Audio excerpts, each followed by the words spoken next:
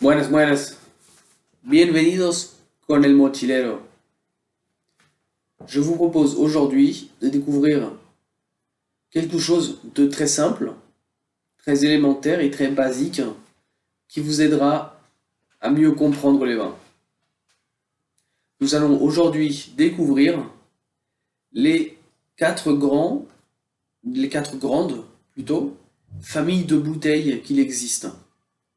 C'est une classification qui concerne uniquement les bouteilles de vin. Nous allons aujourd'hui ne pas tenir compte de ce qui apparaît sur l'étiquette. Ce qui nous intéresse, c'est la forme des bouteilles. Ce qui apparaît sur l'étiquette, vous pouvez l'oublier, faire comme si les étiquettes n'existaient pas. La première grande famille est ce qu'on appelle la bouteille de Bourgogne. La bouteille de Bourgogne a cette forme qui est assez évasée, qui est plus ouverte sur les côtés où on n'a pas vraiment les épaules sur la bouteille. Et vous remarquerez ici qu'on a cette petite cavité en dessous de la bouteille, qui est cette cavité qui vous permet, lorsque vous faites du service, de tenir la bouteille comme ça, en la tenant par en dessous. Et vous pouvez faire du service très élégamment, ainsi, ce qui vous permet, point important, de montrer la bouteille au client auquel vous servez. Vous servez le vin, et vous permettez au client qui s'installe ici de tourner les yeux et de lire l'étiquette. Je déguste ce cru, cette région, cette appellation et cette année.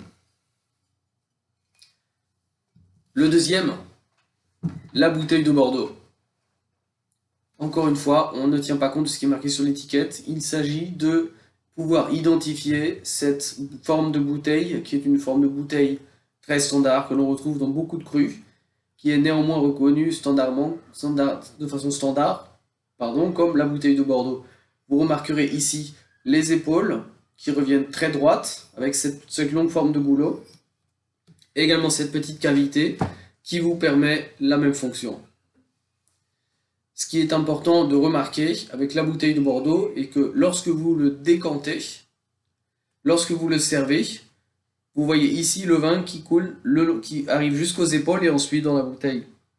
C'est une bouteille que l'on retrouve avec beaucoup de crus, pour par exemple des crus sur du Malbec en Argentine, que l'on retrouve également sur du Carmener au Chili. C'est une bouteille de forme assez standard. Vient ensuite la bouteille d'Alsace. La bouteille d'Alsace, vous la reconnaîtrez car sa forme est légèrement plus fine, plus élancée et plus linéaire. Vous n'avez pas du tout d'épaule. Elle a cette forme presque pointue, on pourrait dire, qui est spécifique des bouteilles d'Alsace.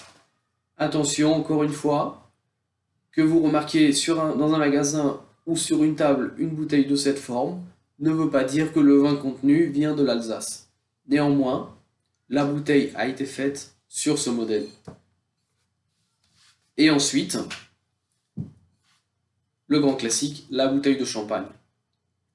On reconnaît la bouteille de champagne à ce goulot qui permet d'avoir ce bouchon que l'on connaît, qui permet la deuxième fermentation en bouteille. Les épaules, ça rappelle un peu la forme de la bouteille du Bourgogne. Le verre est un verre qui est de couleur foncée, la plupart du temps, parce que ce vin est sensible à la lumière. Le fait que la bouteille soit dans un verre de couleur foncée protège le vin de la lumière.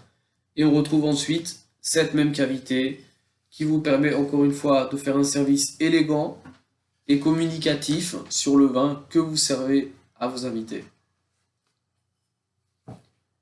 Hasta pronto con el mochilero.